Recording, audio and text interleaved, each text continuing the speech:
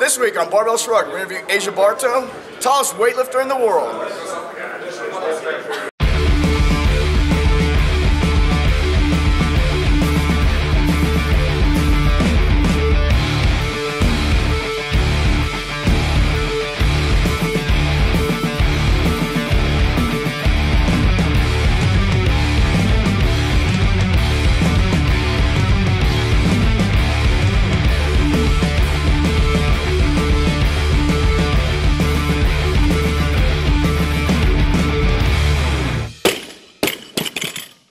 Barbell Shrugged is brought to you by you. To learn more about how you can support the show, go to barbellshrugged.com and sign up for the newsletter. This is awesome. Go! Welcome to Barbell Shrugged. I'm Mike Bledsoe here with Doug Larson, Chris Moore, CTP behind the camera. We've traveled to Salt Lake City to USAW National Championships. Yeah, So fancy here. we're standing here with the one and only Asia Barto. Look how tall you are. I know, you are a big man. I am. Jesus. You got to earn this mic height. Are you the tallest weightlifter in the room right now? I don't know. I call you weightlifter now, right? We should go figure that out. We should find out. I think you might be the tallest. Yeah. I could be. I walked by Klokov earlier. That guy is he's just quite a dense. monster. That man is Dense. his Instagram videos don't do him justice. He's what we call in the business the real deal. Which, by the way, we got a bottle of vodka coming for that guy later. Really? We're gonna mix it up. Indeed? Yeah. Hell's You yeah. guys should try to get him on the podcast. I think we 5 are. o'clock. You are? I think he's on next, too. Be prepared for about 17 words. Well, no, yeah, that's right. that's what the vodka's for. There you go. We'll fill in well. The Soviet Russia weight lifts you. Before we go any further, make sure to go to barbellshrugged.com, sign up for the newsletter, and we will send you interesting things. Nothing you will dislike, I promise. And if you do dislike it, you can unsubscribe. Mike was right. This email is so interesting. So many interesting offers. CTP writes the emails, and he's just he's a genius, creative. Wordsmith. Yeah. It's true. So Chris Moore describes you as dreamy. How do you respond to that? I don't think I've, Was that just now? I forgot already. He is dreamy, though. Let me I think I've reinforce got it. that a couple times. Yeah. It might be the tall, dark, and handsome, maybe. It is like the nice tight kimono, like the samurai samurai bun. knot, and like There the you go. intensity and it also helps that you're a really awesome lifter now. Yeah. You've quit doing all the silly Metcon shit, haven't you? You know what? I'll be honest. It's probably been about 8 months since I've done a conditioning session. And So do you have like and a heart your condition world's not now? in flames. Right? You have a heart I condition? feel like when You're I out do of shape? when I do my next one, it's gonna hurt pretty bad. Did you have like a was like a 1 week period of like I feel like I'm doing something so dirty. I'm a dirty boy, not doing my Metcons. Like, No, I really never felt that way. It was actually I'm kind of enjoying not like, breathing hard. Oh Jesus, this is awesome. Yeah, exactly. So last year you were at the games. Right. And you got to compete at the South Central Regional leading up to the games. You got to compete with one of our buddies, Mike McGoldrick. Mike McGee. And, the one guy you hate in the CrossFit world. I hate him. Is that true? I hate him deeply. Yeah, one of the things he said about you when he came back from the competition is how you don't let things phase you. Like, he was really impressed by, especially being a taller athlete and they had to do toes to bar. Yeah. And, you can't get a good swing because you're having to bend your legs to get under and stuff like that. Right. And he was like, yeah, I was really getting agitated at, little things that were going on, and every athlete does. But Asia was like, He just kind of went with it. And he said, he was, really impressed. That was one of the things that made you a really good athlete. So the question is, Asia, is this true? Or are you a compulsive Absolutely. dick on the platform? No. Absolutely not. No, that's definitely true. I mean, those are things that are out of my control. So, I'm going to worry about the things that I can't control, and the things that I can't get too caught up in, or it's going to affect my performance or affect what, the things that I do want to control, which is my performance and whether I'm lifting loads or doing gymnastics or whatever the workout may be. Are you naturally just chill, or are you like me in that you've arrived at this mindset only after some 33 years of trying to do it the other way and is finally realizing this shit doesn't work? You got to be chill. You got to let things kind of roll off your back sometimes. I think both. Yeah. When I used to play pro ball, I would get super hyped up and I would get super anxious, and I think that affected my performance. And, that's why I didn't have a very illustrious career. I was really good coming out of high school. Into college, it kind of faded a little bit. And then once I got into pro ball, it kind of went up a little bit. But then I think I got too much into that kind of anxious period and getting too riled up. So once I transferred over to CrossFit, it was kind of like, you know what? I'm just gonna be chill, and whatever happens, and just believe my ability, and be confident in whatever I do, and let that carry over onto the floor. What made you go ahead, Doug? I was going to say, so what's the story there? I actually don't know your background. Where'd you play pro at, and what's the... Yeah, so I played a few years Tulane baseball over in Tulane, New Orleans at Tulane University, right? Played 3 years over there, and then I signed with the Texas Rangers, played with three... What years did you play, by the way? Yeah, Tulane? Yeah, Tulane. 06, 07, 08 was my last year. I'll say, we played you guys, but I'm much older than you. You're Memphis, right? Yeah, we used to play Tulane. What kind of wave? We were talking about baseball, green, right? It's the green wave. Yeah, we're talking about baseball. We're the fucking green wave. Yeah. You talking about football? I was talking about football, yeah, but I graduated. I was done playing like 99, 2000. My bro played football there. He used to play there for about 5 years. I think they weren't very good, but I do recall them. Very good. Yeah. I do recall them playing you a few times. It was like the battle. Who's the best of the worst? Yeah, I guess that's true. I prefer to phrase it differently. We are the best of the worst. Yeah. Let's play and find out who's not the worst. Yeah, so there's some collegiate baseball. I guess you went on from there. You played semi-pro and pro stuff? Played a few years with the Rangers organization, which was just minor league. I played a little bit in short season, low A, high A. I did that for a few years. I actually, played a fall season, kind of an instructional league in the Dominican, which was a cool experience to see that side of it. And then after that, it was just kind of burned out in my third year, and was like pretty much done after spring training. What position were you playing? I was playing outfield. Outfield. Yeah. So I was, coming into CrossFit, I was always athletic. I was a bigger guy. I had speed. I had power. I had all 5 tools. I just couldn't really put it all together. But, aren't there 10? There's 10 tools. No, there's 5 tools. There's 5, right? Only 5. I would be really terrible if I had 5 of the 10 tools. No, there's 5 tools. I could do everything pretty well. I just couldn't put it together on the field. So, I ended up leaving and stopping after my third year. But my strength coach got me into CrossFit. He basically was like, "Hey, check this strength and conditioning program out." He knew I was a gym rat, and so told me to just start with one of the girl workouts.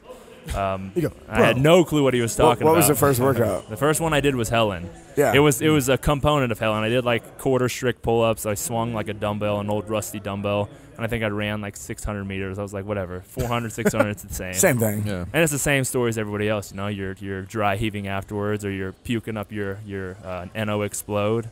And then after 20 minutes of laying on the ground, you're like, you know what, this is sick but awesome. So that's just kind of where my journey started. Did a little bit from in my garage, as much as I could, and once I felt like I needed more equipment, I looked for a gym, found a gym, and that's kind of just where the journey started. So last year you were at the games, right? And then we found out a little bit shortly after that you were just gonna not CrossFit anymore. Yep. And you were gonna go 100% weightlifting. Right. And my first thought was, that's a really tall dude to just want to pursue weightlifting. However, you're a tall dude to pursue CrossFit at that level as well. So these are sports that are usually dominated by the shorter fellas. Right. And I guess to Mike McGordy's point, he wasn't going to let that. He wasn't going in thinking, well, I want to do this, but I guess I'll just accept the fact that I won't be any good because I'm tall. No, he just kind of ruled that out. Say, well, other people have disadvantages they're working with. I'm just going to train hard and do what I do. How tall are you? 6'5". 6'5". Okay, so I have people that hit me up, and they're like 6'5", 6'4", 6'6", and they're like, what do you think I should do? You think I should give up on this dream? Yeah. And I'm like, I tell them, hey, it's going to be a lot harder for you than it is the guy that's 5'9". Yeah, I promise. However, there are guys that, you're a good example of this, who have competed at that level and done well. So what made you decide to, just go full weightlifting? I'd competed the past 4 years. I think in 2010 I almost made the games. I figured if I put a little bit more effort into it, a little more dedication, I could do it, and I did it for the next 3 years. And, I'd been in that stage. I kind of came to the terms, last year that, like, it's just unrealistic for me to win the games. Like, I'm not as fit as some of the guys that finish at the top. So it's like, you know what, I can work my butt off all year long, dedicate what I need to dedicate to the training, go to regionals, do my best, qualify, go back to the games, and then for the most part do the best I can at the games. But it's always going to turn out with a kind of finish that I'll have, somewhere in the 20s. Or if I have a great weekend at Carson, maybe I'll be, in the teens. But for the most part, there's going to be some events that, I'm really good at, and then there's going to be some events that I'm really shitty at. And to be honest, like, I don't really want to work that hard to become really good at those events that I might be, pretty shitty at. So that's kind of what led me to my decision. It's like, I love Olympic weightlifting. I went to the American Open. I wasn't satisfied with my performance there. So I was like, you know what? I got some things to fix. And instead of focusing on Olympic weightlifting and burpees and box jumps, like, let's just kind of give this a try. Let's see where. You said, I got one ass. I'm going to ride one horse at a time. Exactly, right? So would you say that you just realized, like, in weightlifting, I have so much more I could cultivate and develop here? I mean, because, like, you made a strong run at CrossFit, right? A couple years, bang, training hard, giving everything I got. At that point, you could keep doing it and keep doing better, but it gets a little tougher and tougher and tougher. You get a little bit less for all that exertion every year versus in weightlifting, these big things you could tackle and make huge improvements. It becomes a natural decision. No, absolutely. I felt like this was kind of an untouched realm for me, and I wanted to just dive into it and see what I could do. I mean, I understand, like, it's just unrealistic to say that I can go to the Olympics or compete with some of our nation's best, Ian Wilson, guys like that are in my weight class. But, it's all perspective. I wanted to see what I could be capable of if I completely committed myself to this kind of one avenue. And it's been awesome. I actually just switched my jerk style over to the squat jerk, which I saw that. I was shocked. Which is another, like, crazy thing for a guy my size. But to be honest, I just feel more comfortable with it. I'm able to stay back a lot better. I get a better bar path. So it's just something that when I played around with it, I hit 90% of my best split jerk. So I was like, let's just mess around with this. Yeah, if you can squat jerk 90%, in the first week of trying it out, weight normally split jerk, it's something to explore, no doubt. I sent it to CJ, my coach, and CJ sent it to Coach Bergner, and they were like, you know what, it looks pretty good, like, just give it a go. Yeah. So I did like 2-3 months work of just behind the neck style stuff, and hit lifts that I wasn't able to do from behind the neck on split jerk. So I was like, I'm just going to give this a go and see where it takes me. Yeah. That's what's so awesome. Like, Diane makes the point. There's a lot of good weightlifting coaches that make the point that there's all these rules. And by the rules, you would say, man, dude, what are you doing? Don't try that. You're fucking 6'5". It's going to be stupid. But then you try it, and then it feels right for you. It's like there's the rules that you got to learn, and there's finding what works for you, what will make you strong, what works for you, what feels natural, because that's probably what's going to suit you. It doesn't matter what some master coach thinks. If it feels better, you're almost lifting as much as you can this way than the other way in a week of trying. You're on to something big. I completely agree. I mean, I caught a lot of flack for it. Like, you have to be highly accurate to do these things, and, like, the margin of error is, super big and things of that sort. But I was like, I feel comfortable doing it, and I'm used to doing things that I'm not supposed to be doing. So I figured I'd give it a go, and it's worked out well. I haven't necessarily hit my best clean and jerk with the clean and squat jerk, but I'm like 2 to 5 kilos off, and I plan to do it tomorrow. So what are your lifts looking like right now? My best in training snatch is like 143, which is like 315. Wow. My best clean and jerk in training, which is probably a meet best too, which is like 160, so like somewhere around 355 with the clean and squat jerk. But I'm shooting for 145 and 165 to 168. What are you walking tomorrow. around at? I'm about right now, right at 105. So 105 point whatever. Yeah. Which is pretty awesome. I've been walking around and seeing this level of competition, seeing what guys are doing, guys and girls are doing to cut weight. It's pretty ridiculous. Like, it's tough, man. It's ridiculous. Like, I can't imagine doing something like that. I'm glad that I hover around the 105 area, because if I had to cut, 4 or 5 kilos, I don't know what I'd be doing. It's amazing how 2 hours. It's amazing how much much people's ego gets such in the way of their progress. One, they go, there's where you have a tendency to weigh. There's where you're going to be strongest. There's where your body wants to be, and you're going to resist it because you want to position yourself better in competition. It doesn't make any sense. You should be the strongest version of yourself possible. Right. And when it comes to people who are like 6'5", asking, Mike, dudes, guys, if I'm 6'5", can I win it all? Because if not, I'm not interested in trying. No, you can still really profoundly change your life and your performance if you get really good at weight. Don't give a shit how tall you are. Who cares? Yeah. Just focus on yourself for just a little bit. Do you find that your intrinsic motivation with weightlifting is easier to fuel than with CrossFit? So I guess what I'm trying to ask is, with CrossFit, your comparison is always against someone else's performance. And the benchmarks change every single year. The competition changes. With weightlifting, it's easy to see if you're actually improving. Yeah. Do you feel like the motivation is different with weightlifting than it is with CrossFit? Because there's not as much comparison going on? I think they're kind of equal. I mean, it all comes down to if you're comparing yourself to other people or if you're just kind of comparing yourself to yourself, Right. In CrossFit and in weightlifting, I think it's pretty much an equal boundary because, coming from CrossFit, I see a lot of people that are always comparing themselves to Froning and Kalipas and things of that sort. I think that's kind of where they're running into a dead end. Is like you can't really make the kind of progress that you want to make as an athlete if you're consistently comparing yourself to somebody else. But for someone who's going to regionals or the games, when the competition is different every time, it's kind of hard to see if you're actually getting better versus yourself. Right, yeah, there's no physical attributes that you can look at, but weightlifting's a lot easier. You're like, hey, I'm making, a 1 or 2 kilo PR on this. It's easy to see the progress, but it's tough when you're reaching your max potential. And then it's like, all right, if I know my personal best is, 315 pounds, but how often am I able to come into the gym and hit 315 pounds? It's rare.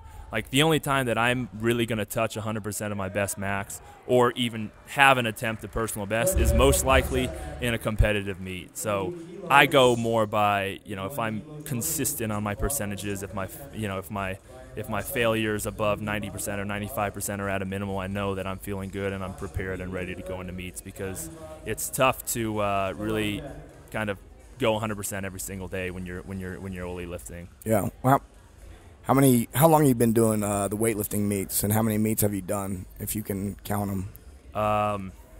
This year, since I've dedicated my time to it, I'm probably right around like a year of experience of just weightlifting. I didn't really start getting into the meets until like last year, so I would assume that this is probably like my 5th meet overall. Wow. I've done like 2 or 3 locally. There's still a huge amount of improvement just by getting better at doing the meet itself, not even the training. Oh, yeah. Just handling the meet conditions better. Yeah. Yeah, so 2 or 3 local meets, and then the American Open I did, last year, and then nationals this year.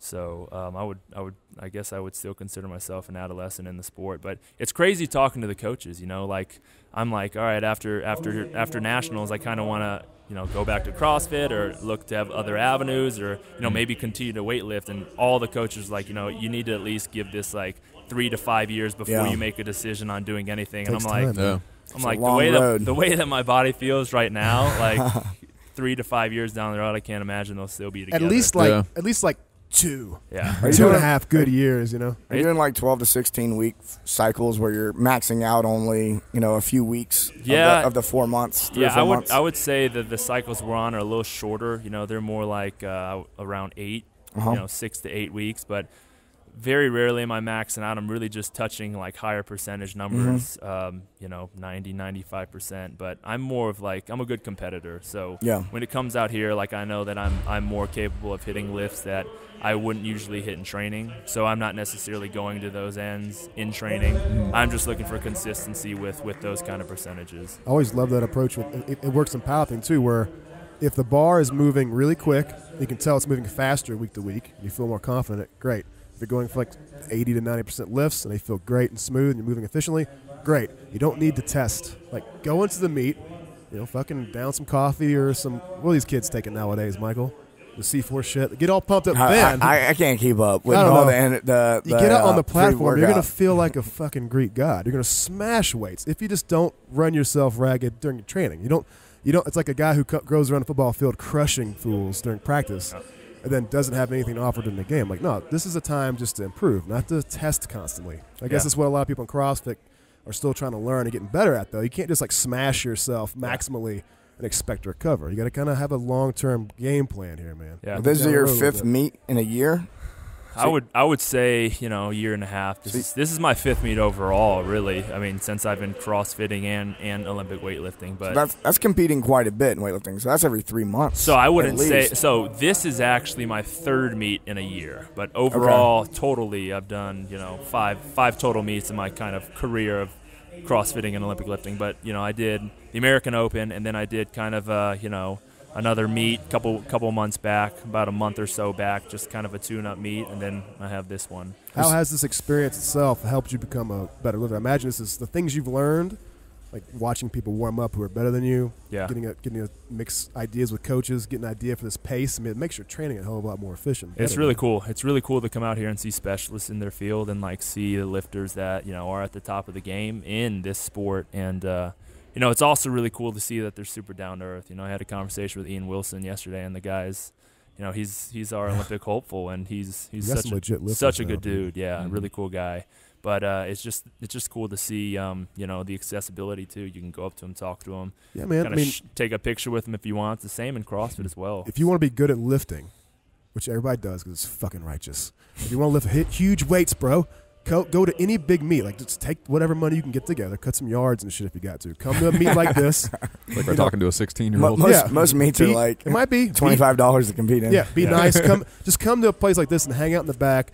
Pick a lifter you admire, somebody who you think you could. I could get there. Watch them warm up. Watch them pace. Watch their attitude. Like how much time they're taking between lifts. They're watching the clock. They're not rushing. They're not fucking shaking and jittery. They're not pounding coffee. They're relaxed. They're chill. Like, how do they warm up? How they engage other lifters? All that stuff will make you better almost instantly. Yeah, you bring up a good point. I mean, that's how I learned to lift. You know, I watched a bunch of videos on YouTube. You know, I sent, I'd take some videos of myself and I would send them to guys. You know, when I was coming up, like Dutch Lowry or things like that, and they would kick me some feedback, and it's cool to actually get feedback from these guys because you see them on TV or you see them in YouTube videos and you just watch them and kind of mimic what they do. And that's really how I learned to lift. Like, I didn't work with some specialist coach and do this specialized program. I just watch videos on YouTube and try to stay as light as possible to where I can feel good with the lift and master those mechanics and then just kind of build from there. Yeah, and you can come to a place like this and anybody here will tell you anything they know about training. Just buy them a beer. Go hang out with them. Talk to them. Pick their brain. Go find your coach you recognize. Or go find a Greg Evers. Hey, man, can I talk to you for 5 minutes? I got some ideas. Oh, yeah. They'll talk to you, man. Yeah. Everyone here is super open. Super open. Yeah.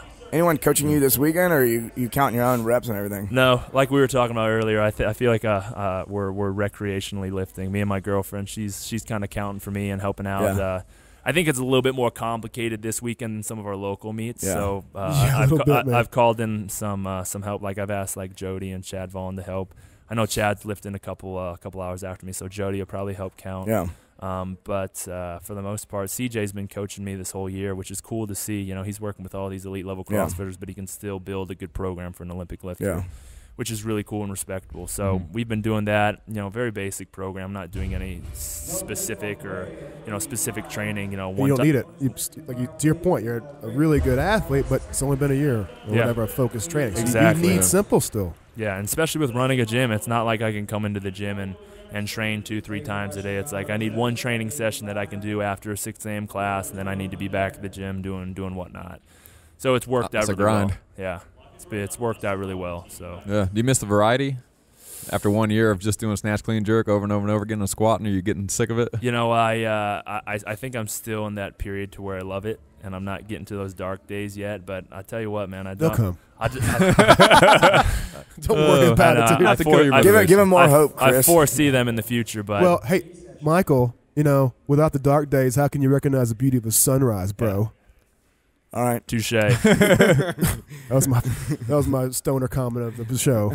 I mean, to be honest, though, I don't know if I can say that I necessarily miss the heavy breathing of CrossFit. You know, that part does suck. I agree. I don't know if I crave that either. So it's fun. It's fun when you're in it, and it's always I mean, you guys can kind of second this. It's always the best when it's over, but for the most part, it's not something that I miss. Shall I say?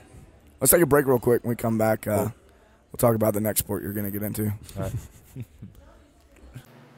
Welcome back to Technique WOD. My name is Doug Larson with the Barbell Shrugged podcast, and this is Alex Macklin. He's one of our faction and Barbell Shrugged weightlifting coaches. He also helps coach in the 6-month Muscle Gain Challenge. Today we're going to go over how to get into a perfect snatch starting position. So first, Alex is going to show you what his snatch looks like, just to show you how beautiful it looks. Add some credibility to this guy. Don't f it up, Alex. There you go. We're going to go over how Alex approaches the bar and where he stands and his foot position, and then we're going to go into a starting position. So if Alex approaches the bar, you see Alex puts the bar right where his toes start. So his shins aren't right up against the bar quite yet. There's a little gap between the bar and all this dog hair right here. So it's right over his toes. His feet are about hip width apart. How wide you stand will vary depending on who you are, and we'll actually talk about that at the very end. So he's not all the way up against the bar, and then he's going to go ahead and squat down. We're not going to talk about grip width on the bar. We actually have a separate video for that. But Alex grabs with a nice hook grip. Everyone knows what hook grip is. You reach around and grab your thumb. and then go ahead and get into a perfect starting position, and we'll talk about each specific thing. So you can see with Alex, his shoulders are back, his hip is about the same height as his knee is out over his toe, his arms are nice and straight, and his shoulder is basically right above the bar, or maybe even slightly in front of the bar. Okay, so go ahead and take a quick break, Alex. So basically we're gonna go through each of those things one by one. I'll show you what it looks like when you're doing it incorrectly, and then I'll show you what it looks like when you're doing it correctly. So go ahead and hop back down. All right, so he's in a perfect position right now. His shoulders are back. Go ahead and round your shoulders forward. See how his shoulders are rolled forward and they're kind of disconnected and they're not very stable. Now go ahead and pull them back together. Now his shoulders are back. He's in a better position. So that's point number one, shoulders back. Point number two, actually we didn't mention this the first time, he has a nice straight low back. If he rounds excessively, if he's all rounded over like that, that's good. That's obviously not a good thing to do. So go ahead and pull it back all the way straight. There you go. Now he has a nice straight spine. Hips are down. His hip is about the same level as his knee. If he pops his hips up way too high, like he's doing a bad deadlift, now his back's round also, you don't want to be there when you're doing a snatch. You want your hip, when you're pulling snatches, you want your hip to be about the same level as your knee, maybe slightly above it, but definitely not like a deadlift where your hip is well above your knee. You're going to have to push your knees forward a little bit and pull your hip down to almost the same height as your knee. All right, now that Alex is rested, go ahead and get back down in that position one more time. Into a good starting position. So you can see Alex's shoulder is right above the bar, or maybe even slightly in front of it. He's covering the bar. His shoulders aren't behind the bar. He's not leaning back quite yet. He wants his shoulders in front of the bar, and as we go through the lift, he's going to keep his shoulders in front of the bar as long as possible, only bring them behind the bar at the last possible second. So go ahead and get back into a good position. Again, hips as high as the knee, shoulders are slightly in front of the bar, arms are straight, there's no slack in his elbows. Go ahead and bend your elbows a little bit. There's no slack in his elbows like that. And then actually, see if you come around front, thank you. Go ahead and posture up, get your elbows all the way straight. There you go, beautiful. Last thing, heels are on the ground, or last two things, heels are on the ground, and his foot isn't collapsed because his knees are pushed out. So two things, if you have bad ankle mobility or you're just not used to getting into this position, or just not used to being in this position for a long time like Alex, his legs are burning. So if he has poor ankle mobility or just isn't used to being this low, two things might happen. His knee might dive in, both knees might dive in like that, which you don't want to do that. It could be a lot worse than that, but Alex is sparing his knees here. So knee out is a good thing. And then finally, if your heels pop up off the ground, go ahead and get on your toes a little bit. If your heels are off the ground like that, that's also not a good thing. You're not going to be as powerful with your knee, or with your heels rather, off the ground like that. So go ahead and put them back down and get into a good starting position one last time. Shoulders are back, back is tight. Hips are down, about the same level as his knee. Shoulders are in front of the bar, elbows are straight, knees are out over his toes, basically where his thigh is at the same angle as his foot, and his heels are on the ground. That's what you get for doing doubles and singles all the time. He's gonna have to take a walk to catch his breath. Depending on your body type, you're going to set up slightly differently. So I have a short torso and longer limbs, and I'm not a tall person, but I'm taller than Alex is, so I set up a little bit different.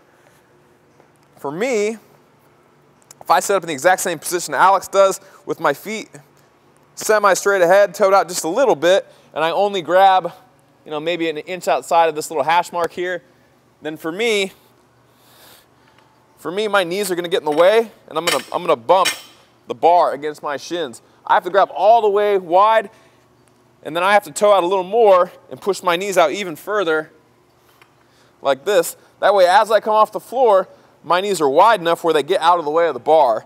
So I toe out more than Alex does for the most part, and I push my knees even wider, and I grab wider.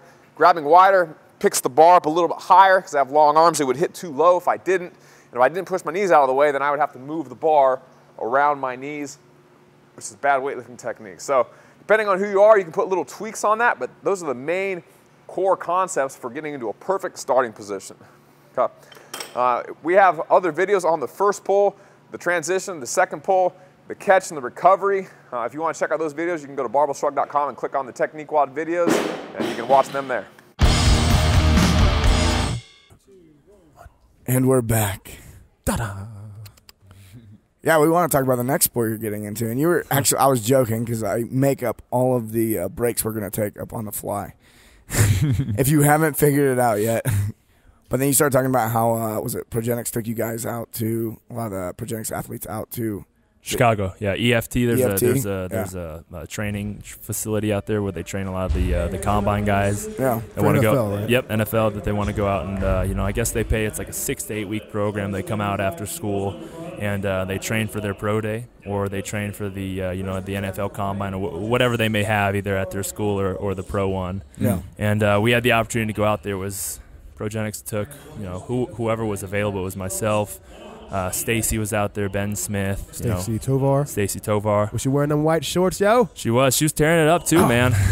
She was eating hard with those DTs. I saw her Instagram video. It was like a gigantic black man running by high knees, bang, bang, bang, just knocking it out. Big defensive tackle. Then 2 or 3 more of those dudes, and her come by, bang, bang, bang, bang. It was like really 1/8 the size of those guys. It was really funny because they would pair the athletes, however, you know, their size was with whoever the skill, you know, with whoever the football players they thought would they would fit in with. So, Yeah. you know, I got paired with like the defensive the D ends and the tight ends, and then some of the smaller guys with some of the more skill people. Mm-hmm.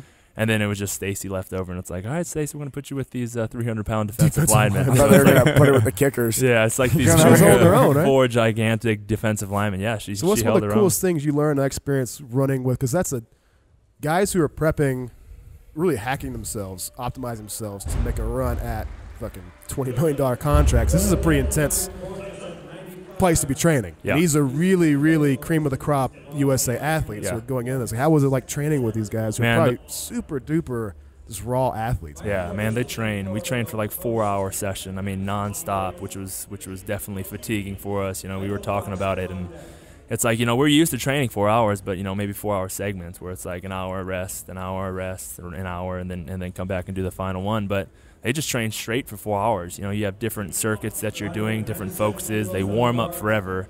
You know, obviously, because it's a very explosive sport, and the things that they're training in the facility are, you know, very kind of anaerobic based. So they're doing a lot of specific warm-up drills, a lot of footwork drills, a lot of speed drills, and then, you know, the strength training is kind of at the end where they're doing, you know, more isometric style stuff and isolated muscular stuff. But it was a really cool experience, and these guys are super hungry, which is cool to see.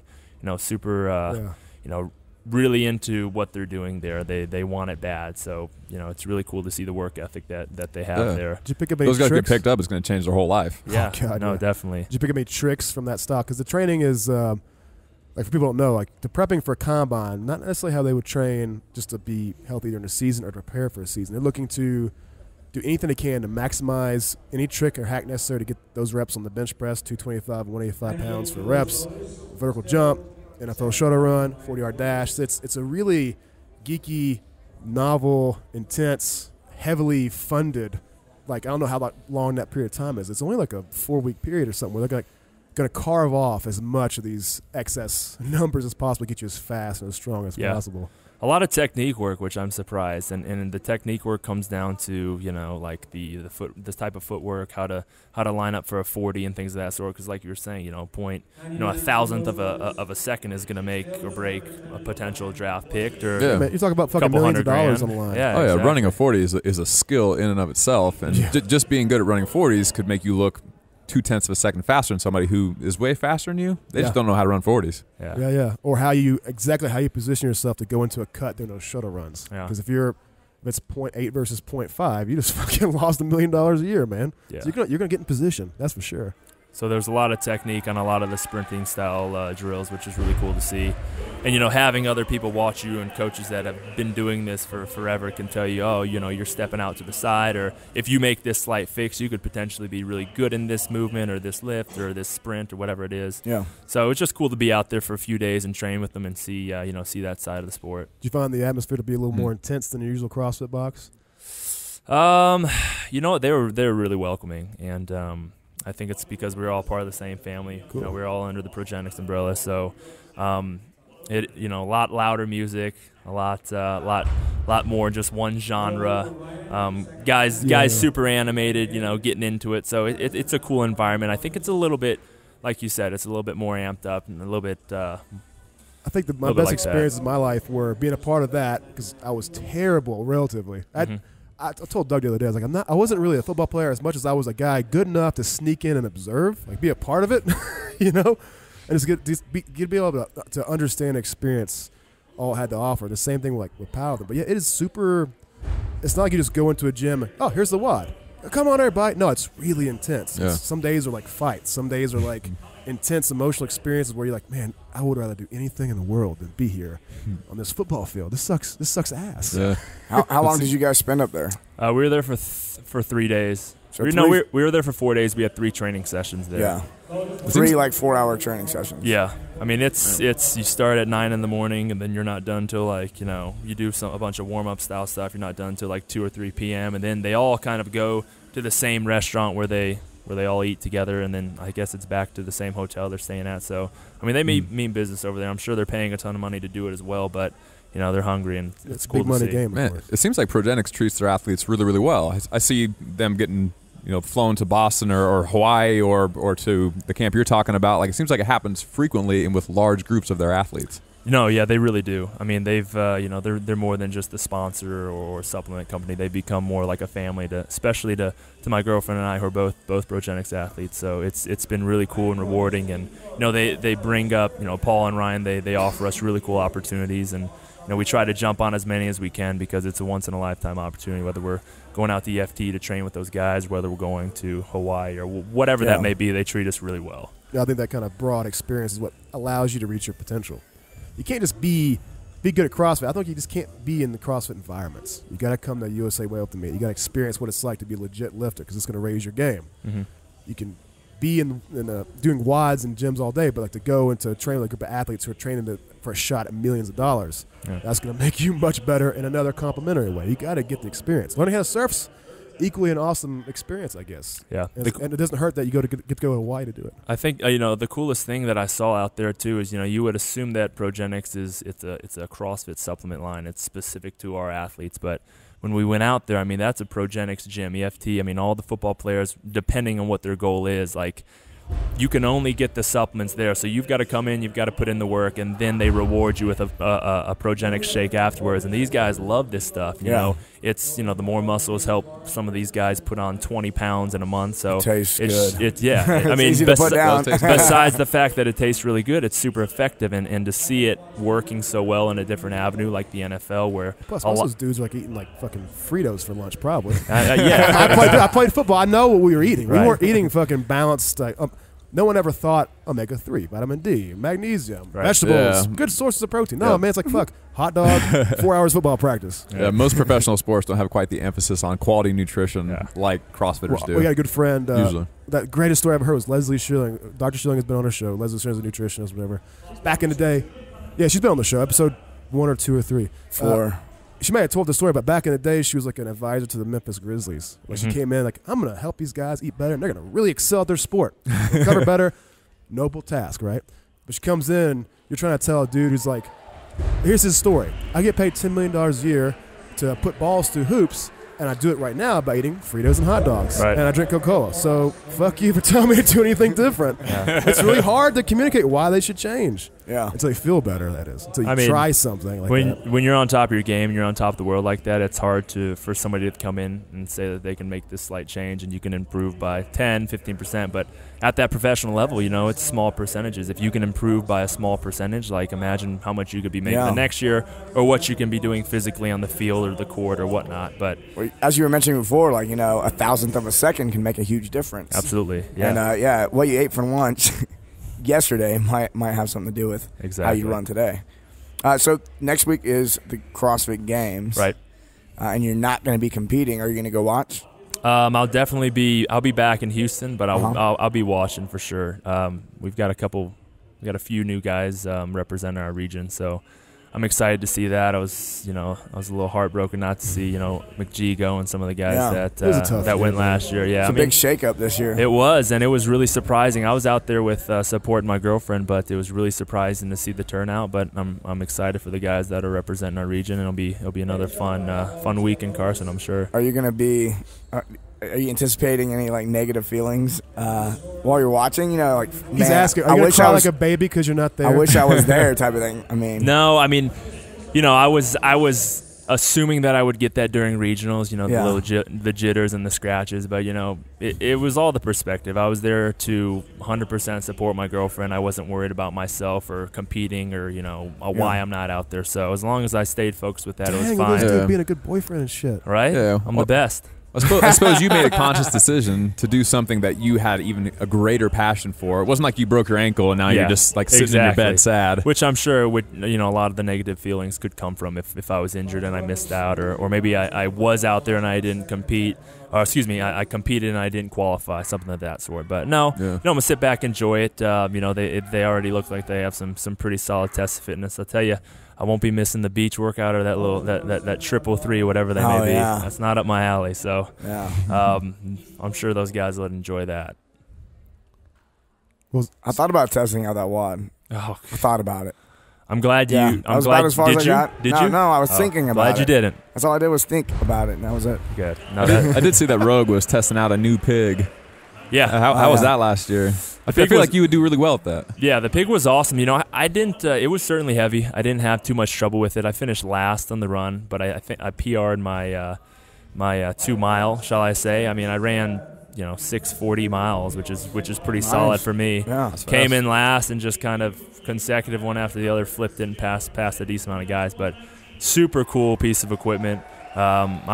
I was ready to go home and buy one and bring one down to Behemoth, but for the most part they weren't selling them. There were some issues with how they built it, but the new one that's coming out, I've seen some of the videos. It looks super cool. It looks like a big pillow. It looks like a giant heavy pillow that you just flip. Well, that was one of the like complaints I heard was it was digging into people's forearms. Yeah, when they were trying to flip it. And is it like padded? Like just.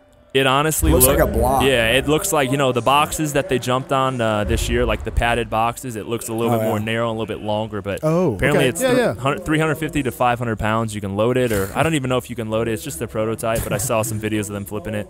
Yeah. It looks pretty sick. In hindsight, maybe we should have made a gigantically heavy, razor sharp implement. Well, yeah, that really was happening last year. Wasn't it like cutting into people's fingers because where they cut the metal was kind of sharp? They had when you got the thing on your knee.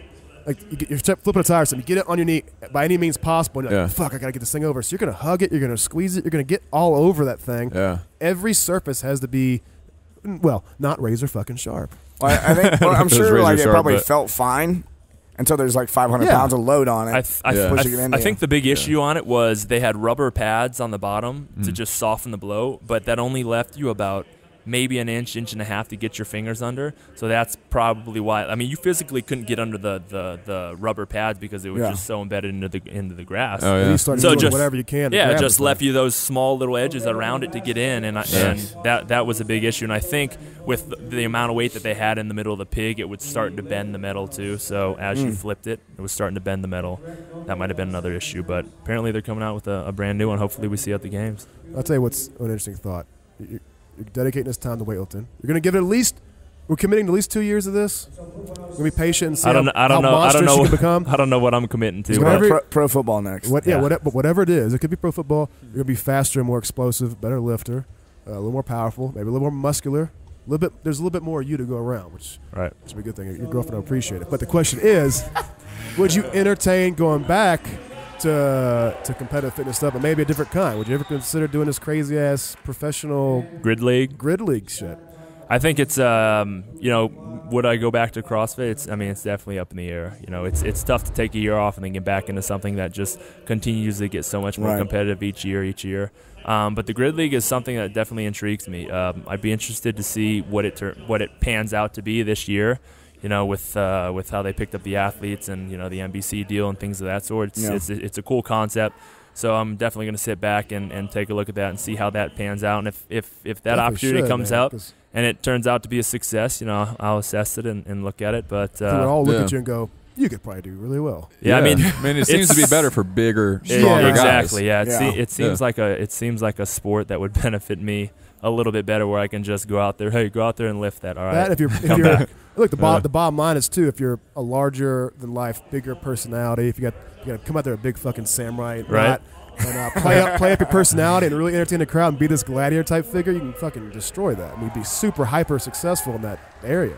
I'll sign. I'll sign with the team as long as I can wear a komoda and a katana in my back. That'd be sweet. Hey, I don't think anyone's gonna disagree with that. Yeah. Tell Amit to get on it. Like, there needs to be a pro kimono, katana, fucking all that rule, man. I'll talk to some of the owners. We'll see what we can do. Make it happen. Gotta make it happen.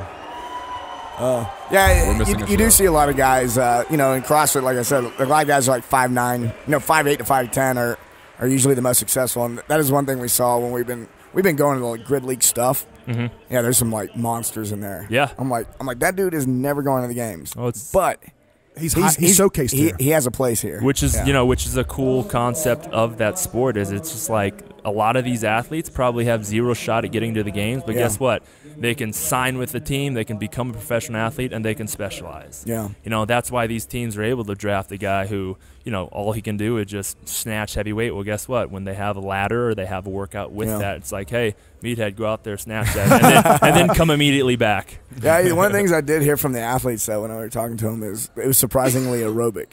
Really? Because it's 2 hours long, and I mean, it's probably it's a very fast pace too. It's probably a 1 to 2 work to rest ratio going on. What kind of rest are they doing between workouts? It's about, say an event, one of the races is like 5 minutes long. It'll be like 5 minutes before the next race. Okay. So not everyone's going the whole time. That's why I say like maybe a 2 to 1 or a 1 to 2 ratio there, because you're not going the whole time the race is going. You might be anticipating or something like that. So, for some races, everyone's going at the same time.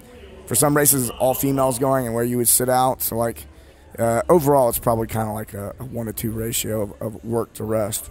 So that leaves a lot of room for people who are really powerful. However, for 2 hours at 5 minutes on, 10 minutes off, I can that's imagine. still a lot of fucking work. Yeah. Yeah. People breathing hard and falling down still. No, it looks cool. I'd be interested to see how they do it. Yeah. And I think it's going to evolve a lot. They're going to make a lot of changes. So what you see this year might be, might not be as indicative of what it might be next year. So. The inaugural year is always going to be going to be a fun one to watch. It's beta testing for better or worse. Exactly. It'll be entertaining to say the least. Yeah, absolutely. Anything else you want to bring up? Websites, your gym? Yeah, you guys, if you're ever in the Houston area, behemothcrossfit.com, take a look at us, and everyone's more than welcome to come on. I think it's really cool. People call our number all the time, or they want to stop in, get a shirt, and it's super cool. I answer the phone. I coach most of the class. My brother and I run the gym. It's very privately run and owned. Yeah, so if you're ever in the area and you want to come through, most likely I'll be coaching. So. Got to make it down down there Houston. and watch him squadron in case you don't fucking believe it. There you go. You can watch it tomorrow at 9. I don't believe you can do that. Yeah, just what this isn't posting, this is all already done, but I'm sure you can find videos of it happening because they are streaming this. Awesome. That is one of my favorite CrossFit gym names, for the record. You like it? They're running out of names, but you got one of the best ones. Awesome, man. I'm glad. It fits nicely. Yeah, sometimes people go, man, opening a CrossFit gym. I'm like, oh, what's the name of it? And they tell me, I'm like, oh, cool. Yeah, like exactly. They're like, wallpaper. well, that was like my 10th pick, and Right. they shot the other 9 down. There are a few that are astonishingly terrible. Like, motherfucker, did you not ask anybody whether this was a good idea? Even your mom would say, you know what? I don't know. I'm not a marketing expert. This shit is terrible. You have a terrible name. It couldn't roll off the tongue any worse. There's probably several people listening to this go, yeah, I'm one of those gyms. Like, we tried. Change your name. We tried. Rebrand your shit. You tried. You've got to expect that with the freedom you have to choose the name, I always get the excuse, these were already taken, so most of the time people just revert to CrossFit 1420 or CrossFit 1015, whatever the street number is. It's an easy one to go to, right? It's tough, man. Yeah, it's tough. I've talked to guys that were like trying to figure out gym names, and I'm like trying to help them out. I'm like, man, But there are lots of words, man. I'm at a loss. Just Google, fucking put Chinese characters up there or something instead of just putting like CrossFit. Well, here's the thing: it's Barbell. It's not up to the owners. They got to submit so many requests, and then HQ's got to approve them. There's a process there. I've seen guys they like submitted 10, and they chose their 10th pick. Really? So it's Well, then go do something else with your life. Don't open a gym with a shitty name. That's what I would say. See, to people, I would agree. Like, if you can't get a cool name, at least you can go, right, that's my business. I can put that shit on a T-shirt and feel good about it. If you can't do that, go do something else, man.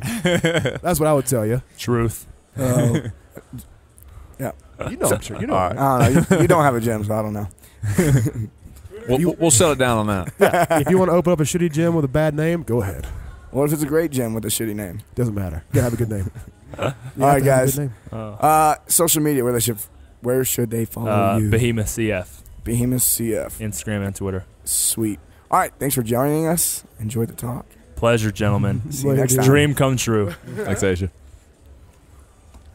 To learn more about how you can support the show, go to barbellshrugged.com and sign up for the newsletter.